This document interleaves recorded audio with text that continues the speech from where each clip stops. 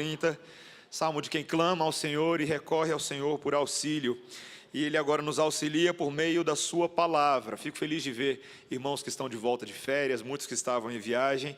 É uma alegria ver os irmãos. E após concluirmos a nossa conferência missionária, retornamos à nossa série em 1 Coríntios. Eu peço a você que abra nessa gloriosa carta, nessa gloriosa epístola, 1 Coríntios, capítulo 3, versículos 1 até o versículo 9. O apóstolo Paulo, instrumento do Espírito Santo, inspirado, inerrante, infalível, naquele momento, registra as seguintes palavras da parte de Deus para nós. Eu, porém, irmãos, não vos pude falar como a espirituais, e sim como a carnais, como a crianças em Cristo. Leite vos dei a beber, não vos dei alimento sólido, porque ainda não podíeis suportá-lo.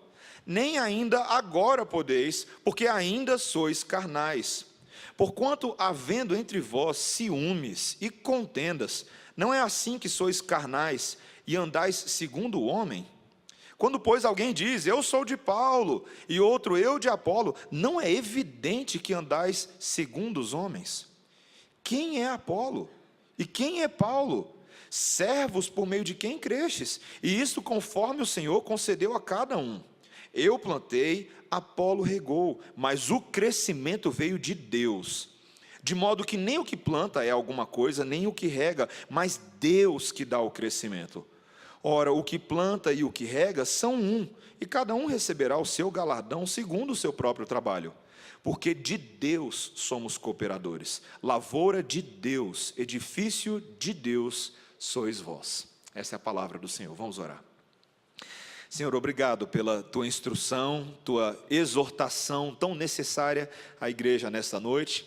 Dá-nos condições, Senhor, ouvidos espirituais para receber essas verdades, essas promessas, e que vivamos, Senhor, tenhamos condições de viver em conformidade com esta instrução, em nome de Jesus. Amém.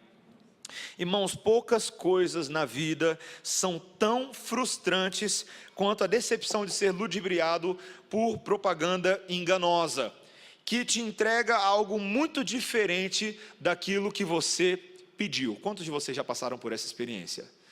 Você olha na televisão, aquela é a melhor pizza de calabresa do mundo, certo? Cebolas de ouro, massa crocante. Mas quando o motoboy entrega na sua casa aquela mesma pizza pela qual você pagou, você não consegue dar nome àquela coisa que chegou na sua casa, né?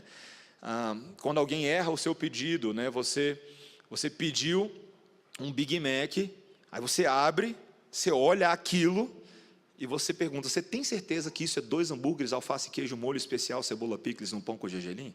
Né? Você tem certeza absoluta disso?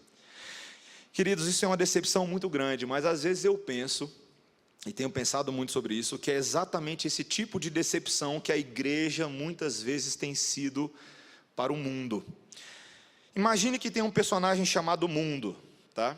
E você vai explicar para essa pessoa chamada Mundo o que é a igreja, tá? Ela nunca ouviu falar, ela nunca esteve numa igreja, então você começa a explicar da Bíblia o que é a igreja, o que é o plano de Deus para a sua família, para o seu corpo, como que essa igreja deve viver. Aí você fala assim, agora vem ver como é que é a igreja. Um dia ele vai lá, ele abre a porta, ele olha lá dentro e fala assim, opa, engano, cheguei no lugar errado. Aí ele olha a placa em cima, não, está ali mesmo, a igreja. Queridos, o que é que acontece que tantas vezes a encomenda é tão diferente da entrega, quando se diz respeito ao povo de Deus?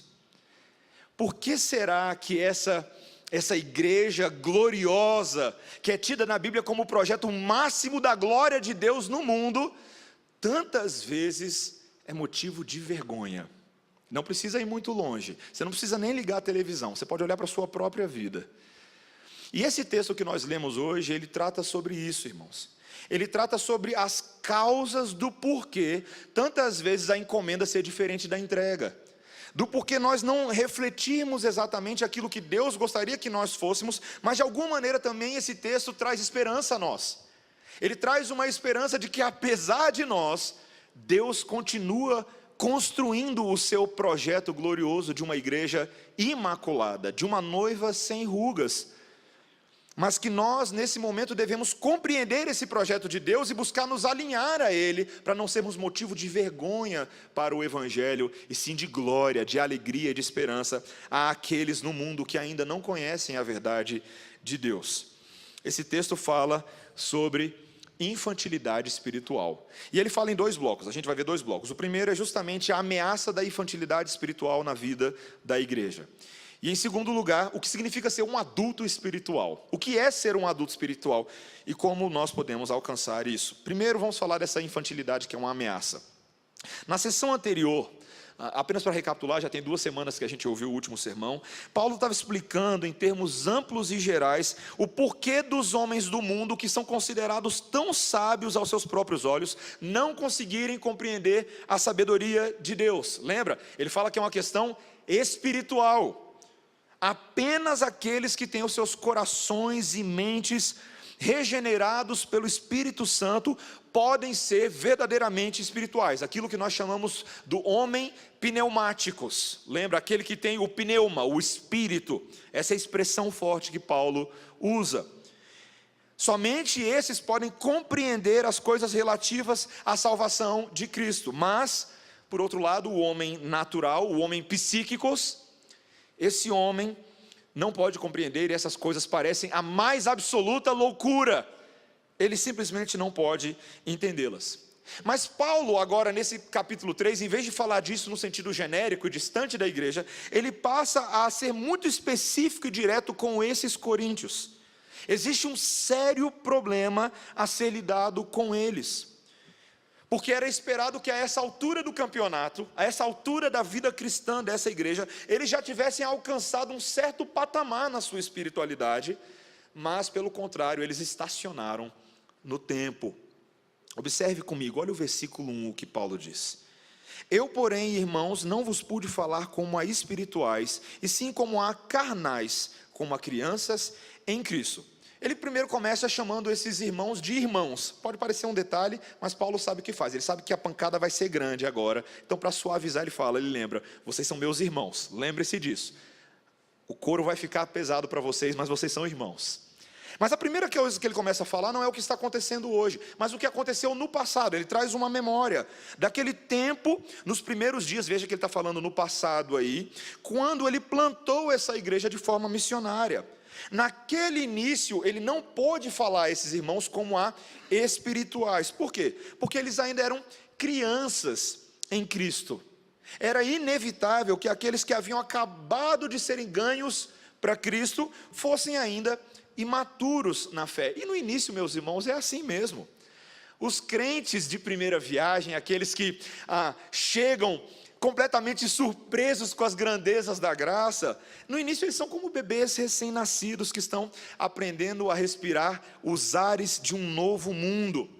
Gente que ainda está engatinhando por si mesma. Minha filha Melissa está agora andando, vou falar muito da Melissa hoje à noite. Ela está engatinhando, andando por si própria, mas ela ainda tropeça bastante, mete a cara no móvel da televisão, e é assim que acontece. Bebês fazem dessa forma. Eles tropeçam bastante, e era normal que novos convertidos fossem dessa forma. Apesar de eles já estarem em Cristo, eles ainda eram muito carnais. A palavra que Paulo usa aqui era sarkinos, que significa justamente essas pessoas que ainda tinham muito do velho homem nelas. Gente que ainda ia ter que se desapegar de velhos hábitos, para de fato crescer em santificação como novas criaturas. Então, como foi que Paulo procedeu naquele período inicial? Versículo 2: leite vos dei a beber, não vos dei alimento sólido, porque ainda não podíeis suportá-lo. Tanto o leite quanto o alimento sólido são alimento nutritivo, mas o leite é para a criança que ainda está tendo o seu corpo formado, que o seu corpo não está desenvolvido. E o alimento sólido, a picanha, vem para os outros, Observe, meus irmãos, que Paulo não está falando necessariamente de 2 conjuntos de doutrinas diferentes, como se o leite fosse uma versão do evangelho com algumas doutrinas e outras doutrinas completamente diferentes para quem é maduro e adulto. Essa não é a ideia. A ideia é que existem métodos diferentes de se contar essa mesma realidade. É o mesmo evangelho, são as mesmas boas novas.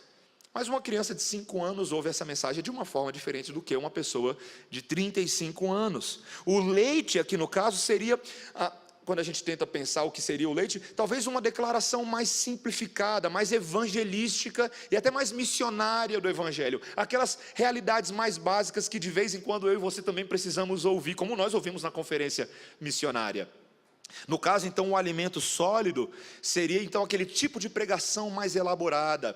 Aquela pregação que desenvolve as possibilidades da graça, os temas mais complexos, que expõe de forma mais profunda as obrigações e os deveres da vida cristã, e que apresenta a abrangência da redenção de Deus, não somente para a vida individual, mas para o mundo, o propósito de Deus no mundo. Meus irmãos, a gente não pode deixar de notar aqui uma pequena aplicação sobre essa sabedoria do apóstolo Paulo, que no início tratou esses gentios de forma delicada, como uma babá espiritual deles, cuidando deles com amor. Veja que a deficiência não está na parte de Paulo, como alguém que não conseguia apresentar o evangelho à altura. Na verdade, a falta de habilidade está nos ouvintes.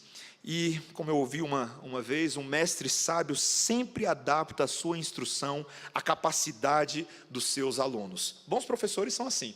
Eles sempre vão se adaptar à realidade, às condições. Eles vão tentar mastigar na linguagem, no contexto espiritual e cultural daqueles que estão ouvindo. E o apóstolo Paulo, ele faz isso. Ele nos ensina que existem momentos da vida cristã que, para nós alcançarmos, especialmente aqueles que nunca ouviram as realidades da graça, a gente precisa ser um pouco mais flexível, tolerante na abordagem, usar ilustrações. Isso é uma dica para a sua evangelização, sabia? Não chega, meus irmãos, deixa eu contar uma coisa para vocês. Se você quer chegar evangelizando, metendo o pé na porta da predestinação e na eleição, você vai ouvir não somente os não crentes, você vai perder não somente os não crentes, mas muitos crentes também não vão querer te ouvir. Vai devagar, sai da 5ª marcha para a 2ª, sabe?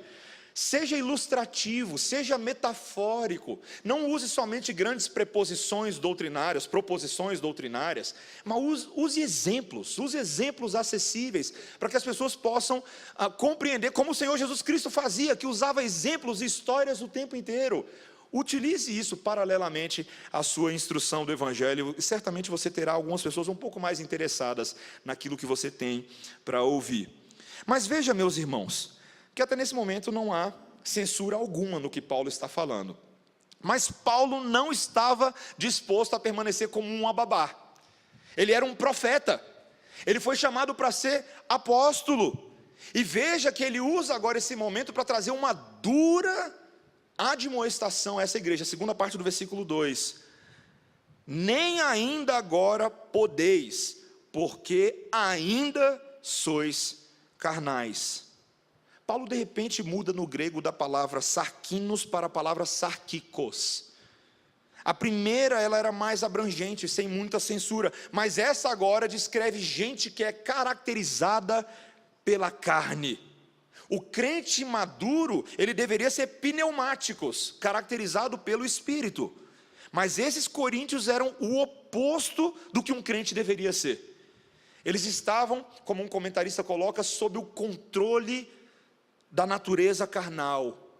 Em vez de serem governados pelo Espírito de Deus, eles eram governados, controlados, seduzidos, porque a palavra literalmente tem um quê de sedução, pelos anseios e inclinações da carne.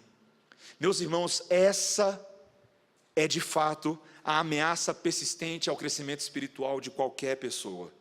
No início da vida cristã, as pessoas são mais carnais, porque elas são mais infantis em seu modo de pensar e agir. Elas conhecem menos as Escrituras, elas conseguem fazer menos discernimentos espirituais, elas são menos experimentadas, mas a vida cristã não é estática, e nem deveria ser. Ou alguém se desenvolve progressivamente como um cristão maduro, através da eliminação de tendências carnais e pecaminosas, ou invariavelmente essa pessoa vai ficar estacionada na vaga da infantilidade.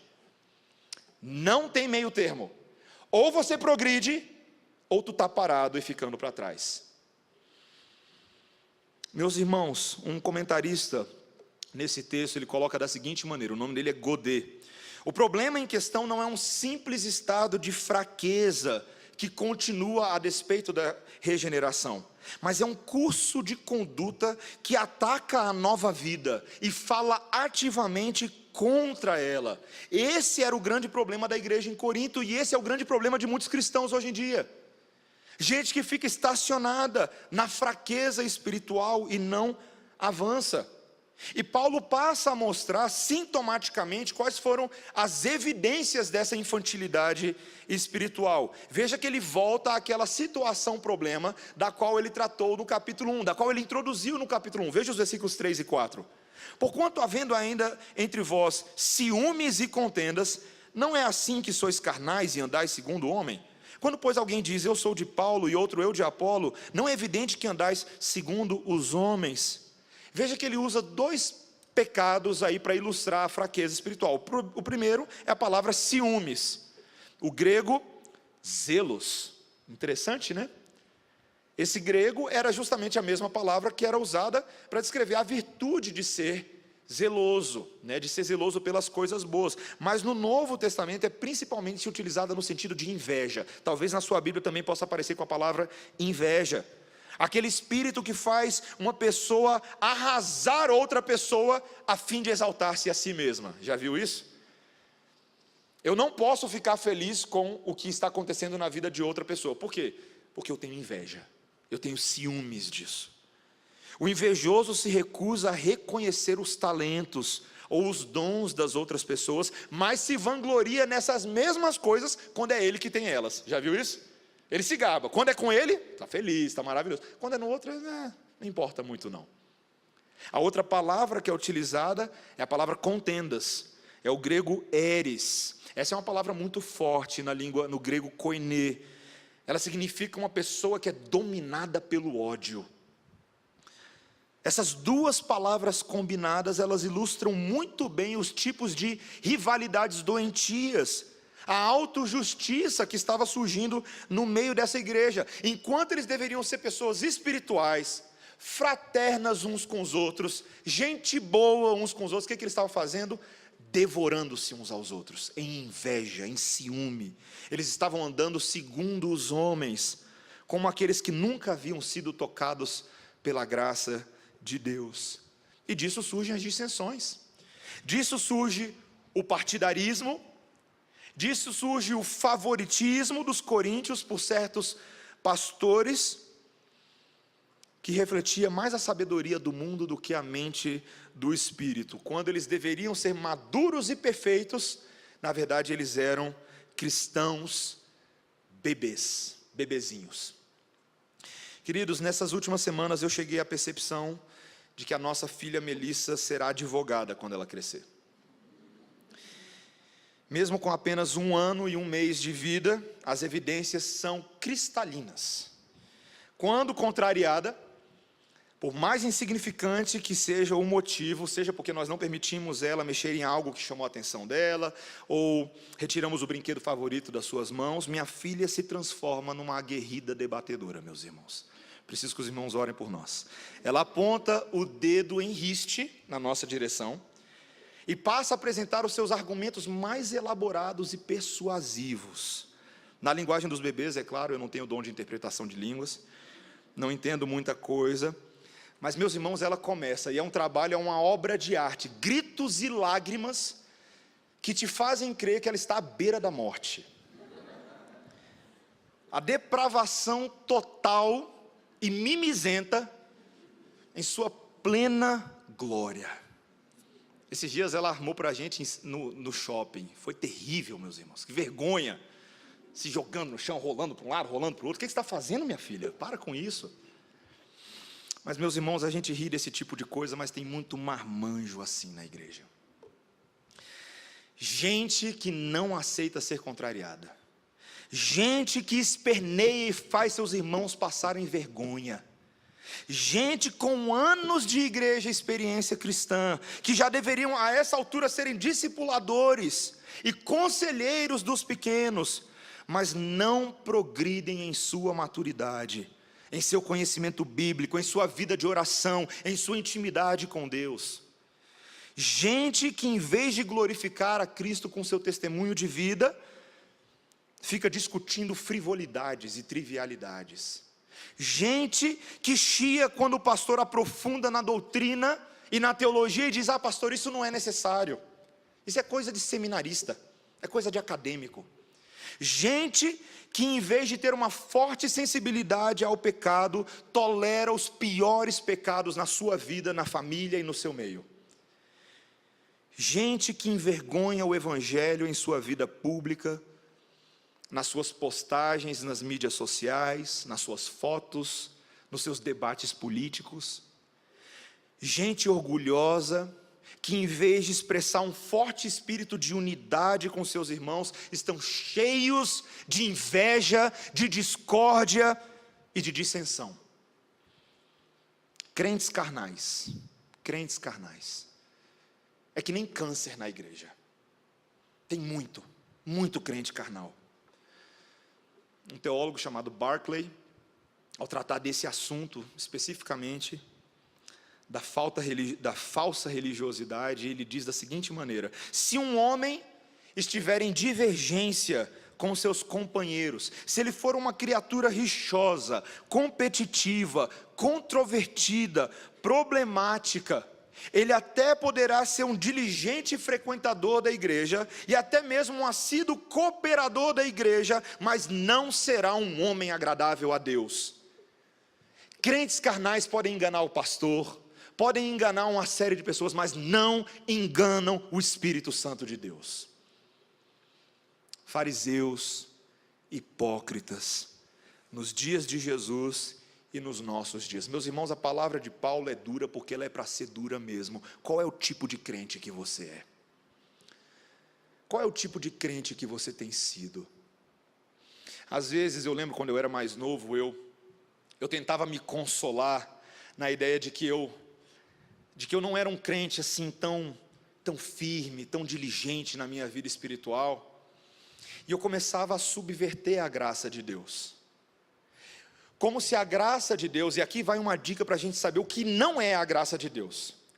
A graça de Deus, ela não é uma tolerância para com o nosso pecado. A graça de Deus nunca foi isso.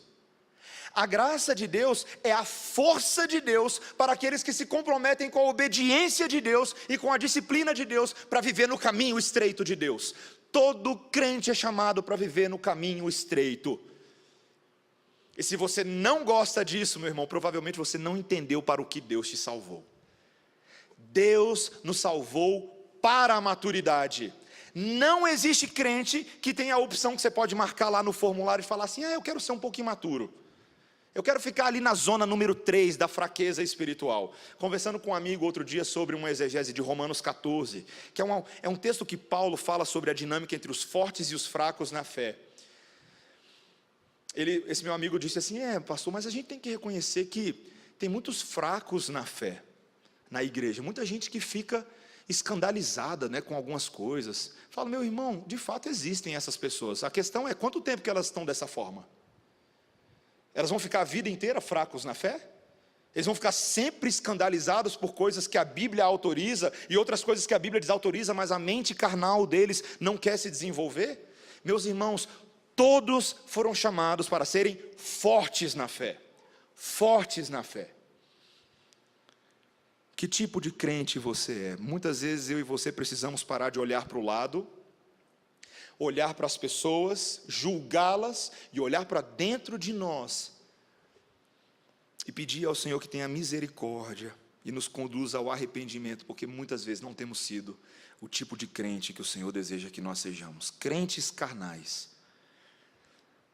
Paulo, meus irmãos, em segundo e último lugar, passa a mostrar o que é um adulto espiritual, o que é a meta da vida cristã, o que nós devemos ser. Ele continua nesse mesmo estudo de caso, para nos levar à compreensão dessas coisas. E como que ele faz isso? Explicando agora essa dinâmica que está causando confusão na cabeça do povo, entre ele e Apolo, agora sob a ótica divina, não sob a ótica dos homens, mas como Deus enxerga essa situação. Versículo 5, veja comigo: quem é Apolo? E quem é Paulo? Servos por meio de quem crestes, e isto conforme o Senhor concedeu a cada um. Essa frase aqui, essa primeira frase no grego, ela é interessantíssima. E a nossa tradução a gente perdeu um pouco aqui. Porque, na verdade, os melhores manuscritos mostram que o pronome para Paulo e Apolo aqui, o pronome identificador, é um pronome neutro. A melhor tradução seria: o que é Paulo? O que é Apolo? O que é Paulo? O que é Apolo? O que é interessante dessa tradução é que ela desvia a atenção das pessoas dos pregadores e concentra-se na sua função. E o texto nos mostra, usando a palavra servos, o grego diakonoi, uma palavra que originalmente descrevia os copeiros, e que no Novo Testamento ela é utilizada para descrever o serviço no geral, pessoas que prestam serviços de uma forma geral. Eventualmente, ela aparece para descrever também o ofício do diácono, diakonoi, diácono, aquele que é eleito para um ofício específico dentro da igreja do Senhor. Mas é uma palavra que significa serviço no geral. Ela está aqui para salientar o caráter modesto desse serviço. De uma certa forma, Paulo está usando ela para ridicularizar a tendência que as pessoas têm de se atribuir muita importância aos pregadores. O que é Paulo? O que é Apolo? Não é nada. Quem colocaria esses pequenos servos sobre pedestais, em tronos? Meus irmãos, o próprio Paulo e o próprio Apolo não desejavam nenhum tipo de devoção pessoal. Eles não eram pequenos deuses para serem servidos. Eles, como todos os cristãos, são apenas servos do Senhor, apenas instrumentos, não os objetos da fé. Eu digo isso para você que se diz calvinista e fica idolatrando Calvino. Pronto, falei. Cuidado com a veneração dos autores dos livros que você lê, porque eles são apenas servos. Eles falam muita coisa errada nos livros deles também, inclusive Calvino, tá bom? Calvino não é inerrante, ele não é infalível, ele não é o Espírito Santo de Deus, ele é apenas um servo tentando fazer o seu melhor serviço para servir a igreja do Senhor. Cuidado, você é mais cristão do que você é calvinista, lembre-se disso. Nós não podemos idolatrar pregadores. Isso, infelizmente, é um fenômeno da pós-modernidade. Nós fazemos isso com pregadores e fazemos isso com políticos. Tem gente hoje em dia que é mais Jair Bolsonaro do que é crente. Tem gente que é mais Marina do que é crente. Tem gente que é mais Lula do que é crente. Para com isso. Para com isso. Ele tem Messias no sobrenome dele, mas ele não é o Messias não, tá? Lembra disso. Lembra disso. Cuidado. Seja sábio. Tem muito mais gente na internet hoje, nas mídias sociais, no Facebook, no Instagram, no Twitter, representando o político do que representando a Cristo. Cuidado. Ainda que nós sejamos chamados, sim, para uma representatividade cristã legítima na política, na ética, na moral, nos assuntos sociais, nós não podemos confundir as coisas. O reino de Deus não se mistura com os reinos desse mundo. Ele se manifesta nas coisas desse mundo, ele redime e transforma as coisas desse mundo, mas nós não podemos trocar o lugar de Deus, até mesmo por servos que têm sido benéficos e bons à pregação do Santo Evangelho. Essa idolatria é a nossa humanidade caída falando alto. Paulo passa a usar, meus irmãos, uma imagem da agricultura, uma imagem que seria muito próxima a muitos daqueles ouvintes gentílicos e judeus. Veja o que ele diz no versículo 6. Eu plantei, Apolo regou, mas o crescimento veio de Deus.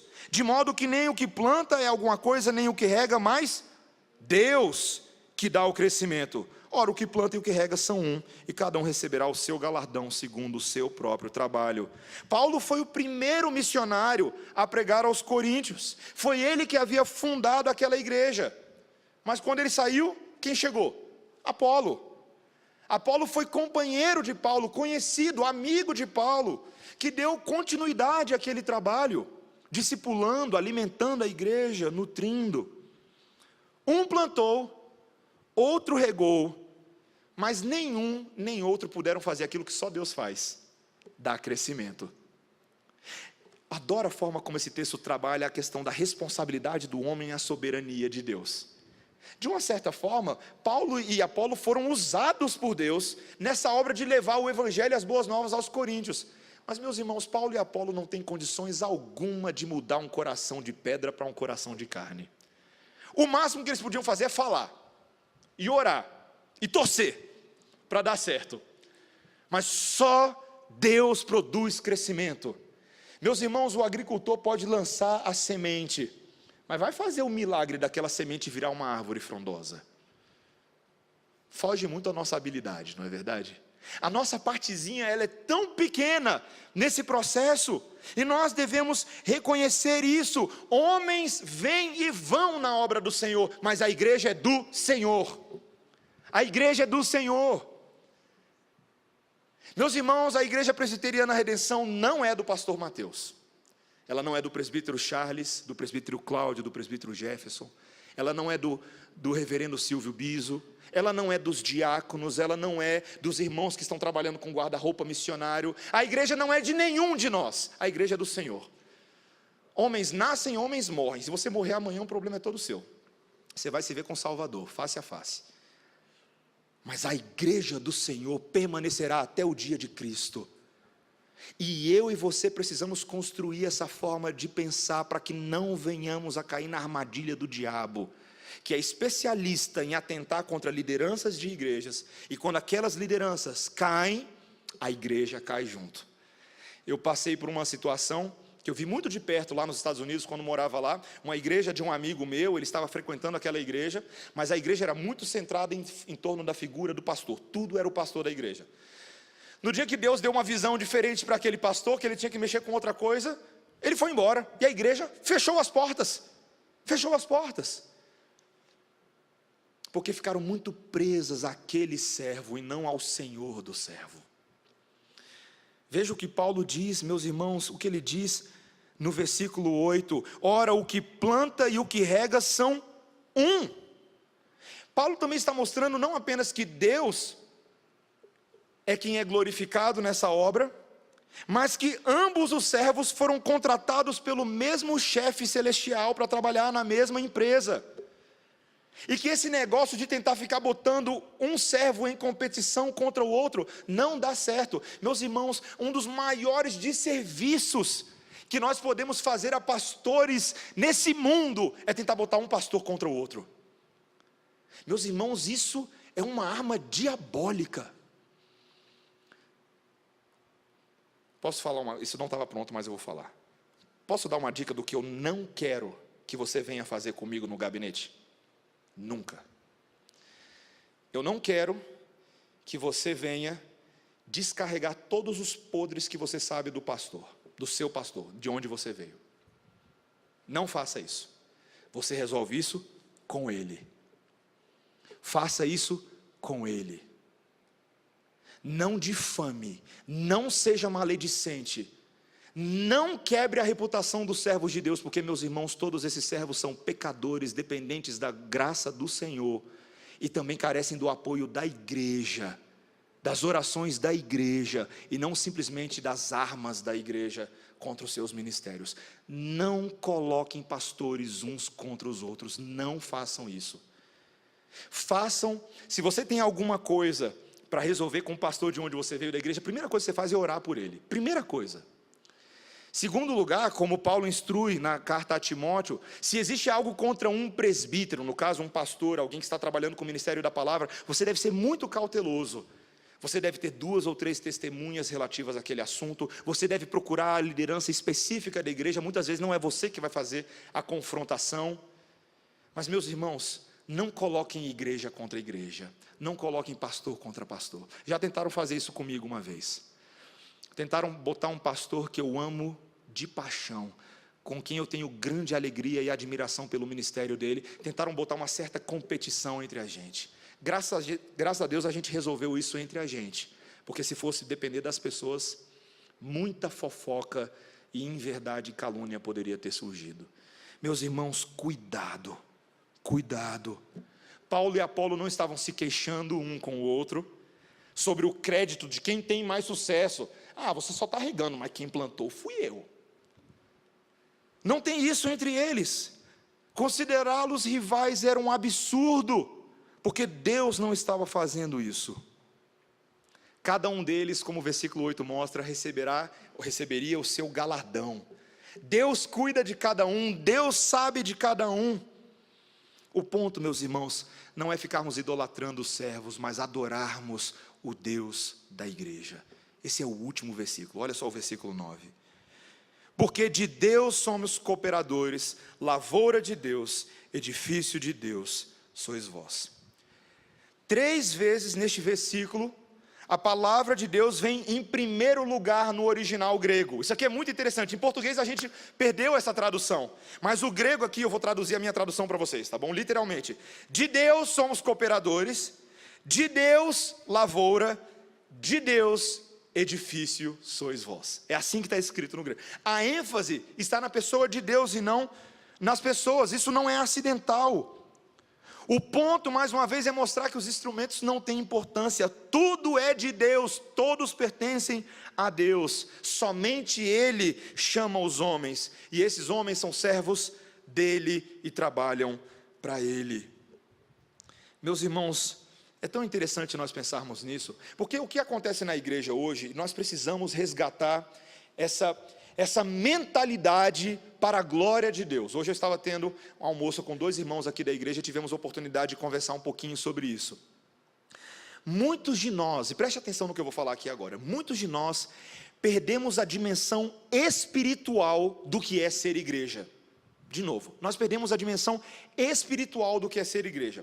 Nós tendemos a olhar a igreja e nos relacionar à igreja de uma forma muito terrena, de uma forma muito pragmática. Nossas escalas, os horários dos cultos, gostei ou não gostei daquela música que tocou hoje no final do culto, né? Pessoa X me olhou de forma torta hoje, não vou com a cara dela. Meus irmãos, frequentemente eu e você não temos olhos para o que Deus está fazendo na igreja. A lavoura é de Deus, é Ele quem está cultivando suas sementes e suas árvores e suas plantas, no jardim que é dele. Nós deveríamos ter um olho mais espiritual, mais maduro para o que é a igreja do Senhor. A igreja não é um projeto humano sujeito à falência dos nossos investimentos, não. A igreja é um projeto divino que prevalecerá, e todos os eleitos dele, à torto e à direita, serão trazidos para dentro desse corpo em tempo, até o dia que ele voltar. É um projeto divino. Nós devemos olhar para a igreja como a lavoura maravilhosa de Deus. Você já teve a oportunidade de ir numa fazenda ou numa hortaliça que acabou de receber uma chuva da qual ela carecia há muito tempo? Você já foi? Você já viu o cheiro do verde subindo? Você sabe que cor tem cheiro, né? O cheiro do verde recém-alimentado. Meus irmãos, quando uma igreja recebe a chuva do Espírito Santo, ela fica tão cheirosa às narinas divinas.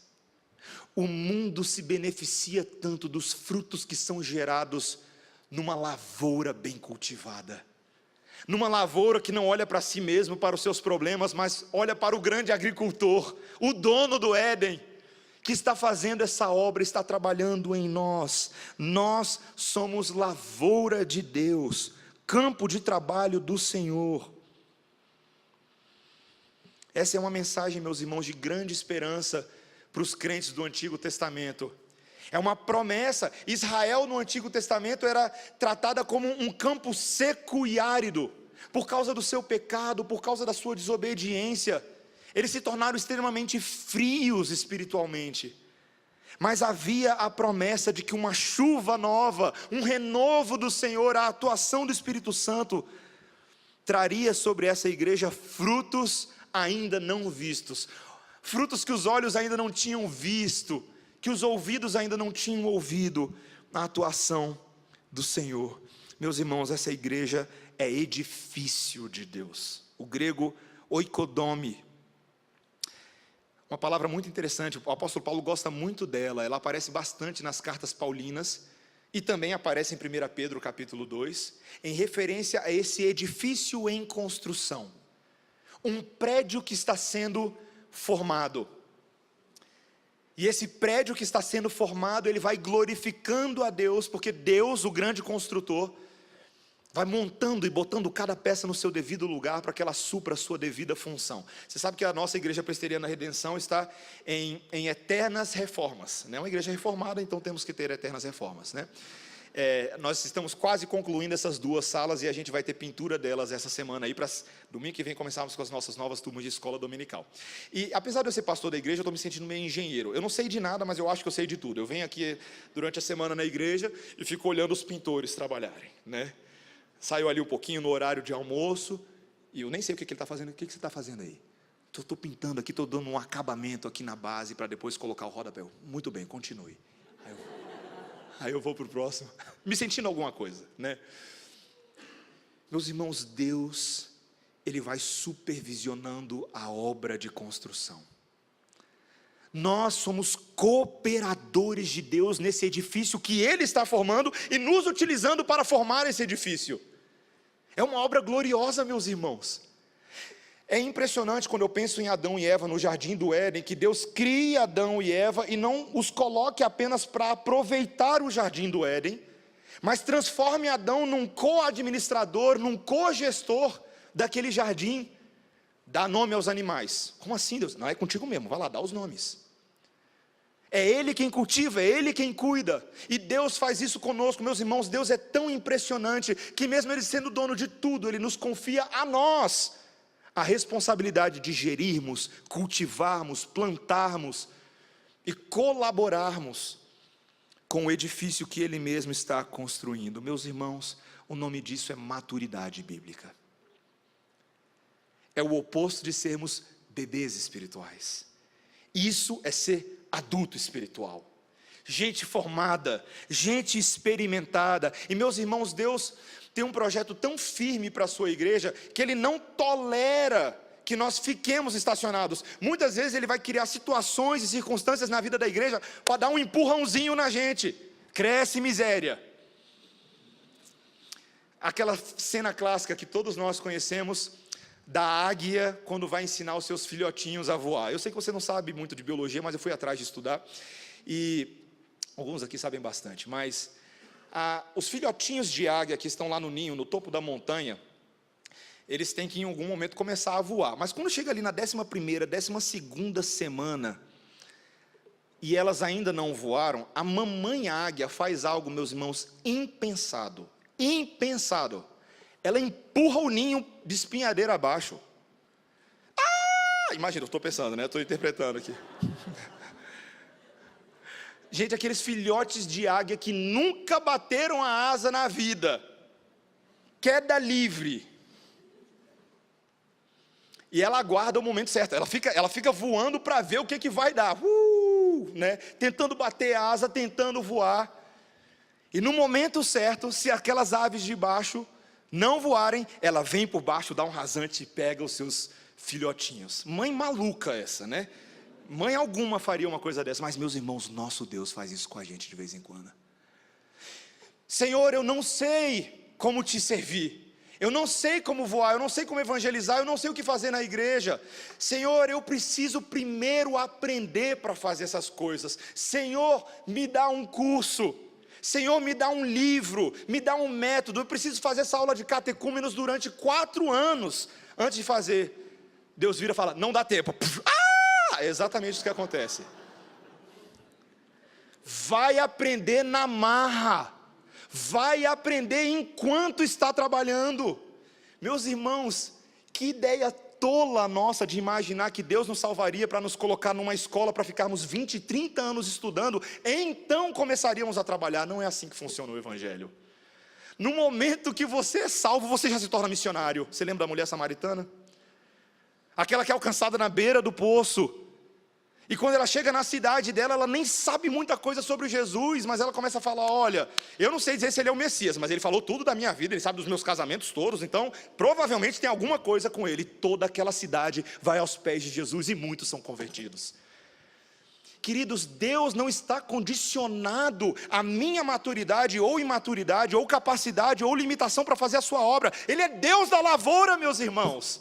Ele é Deus do edifício. E você acha que Ele não vai ter poder para usar uma plantinha vagabunda que nem você? Se ele usa até esse pastor, ele não vai usar você. E ele me conhece. Meus irmãos, sermos maduros é o alvo da vida cristã. Talvez é uma das mensagens mais fortes que nós temos aqui na Igreja Presbiteriana na Redenção. Quem conhece o presbítero Cláudio sabe que ele fala disso o tempo inteiro. Ser maduro é ser como Cristo.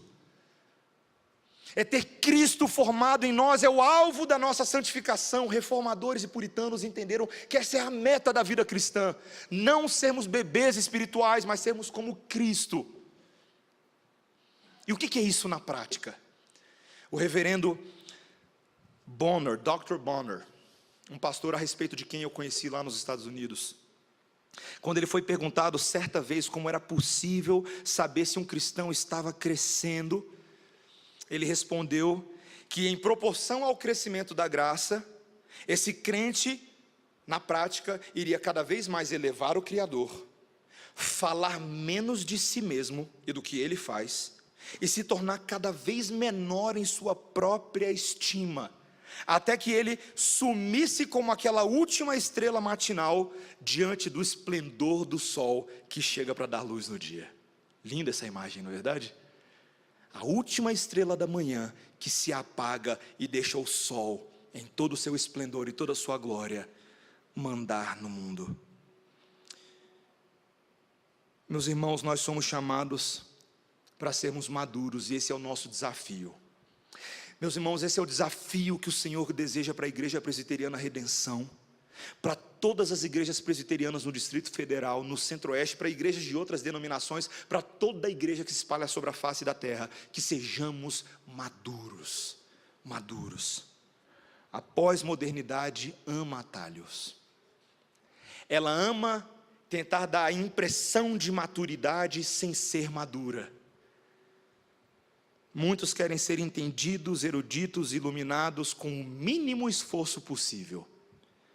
Querem parecer sábios aos olhos dos seus amigos de Facebook.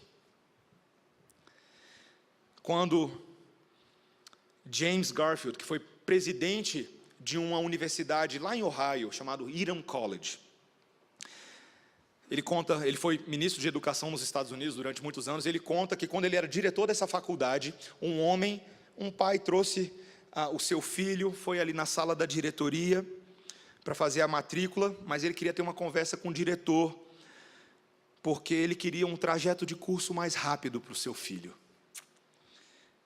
A justificativa dele foi a seguinte: olha, o meu filho não dá conta de pegar tudo isso de uma vez, será que você pode arranjar um jeito dele fazer o curso mais rápido? Essa foi a proposta do pai.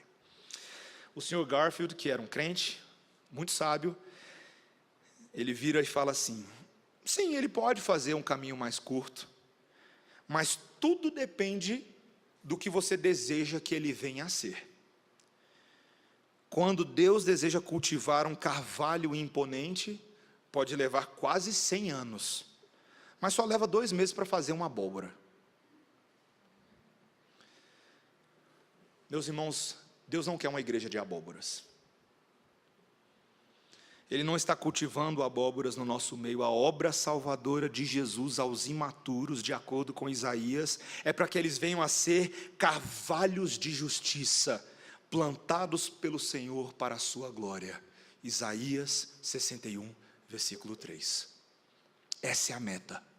Carvalhos de justiça. Árvores frondosas, do tronco largo e da raiz profunda, que não se deixam levar pelos ventos de doutrina desse mundo, pelo contrário, estão fincados na seiva de Jesus. Que o Senhor nos ajude a sermos assim. Amém, irmãos? Vamos orar. Senhor Deus, obrigado, Senhor, pela admoestação dura que o Espírito nos traz. Às vezes é difícil, Senhor. Nem sempre é fácil para nós, porque nós estamos acostumados cada vez mais com zonas de conforto que vamos construindo para nós mesmos. Nós idolatramos os nossos confortos, Senhor. Tem misericórdia de nós. Nenhum de nós foi chamado para viver o caminho largo, muito pelo contrário. Assim como o Senhor Jesus Cristo, como lemos em Hebreus hoje, aprendeu obediência por meio das coisas que sofreu. Senhor, faz isso na tua igreja também. Senhor, forma em nós o caráter do nosso Senhor Jesus. Ainda que as circunstâncias venham a ser dolorosas, produz em nós árvores, Senhor, que são para a glória de Deus. E que essas árvores, Senhor, possam ser mecanismos do Senhor, dessa lavoura santa, para alcançar ainda outros, para espalhar a semente, para que venhamos a ter um jardim tão belo, Senhor. Um jardim que será recebido pelo Senhor na eternidade. E todos ali, gozaremos da presença, da alegria, da adoração ao santo agricultor, o nosso Senhor Jesus Cristo. Senhor, faz isso em nós. Essa é a nossa oração em nome de Jesus. Amém. Amém. Irmãos, vamos ficar de pé. Vamos cantar o cântico que nós aprendemos há 2 semanas atrás. Cristo é tudo em mim. Que o Senhor faça essa obra em nossas vidas.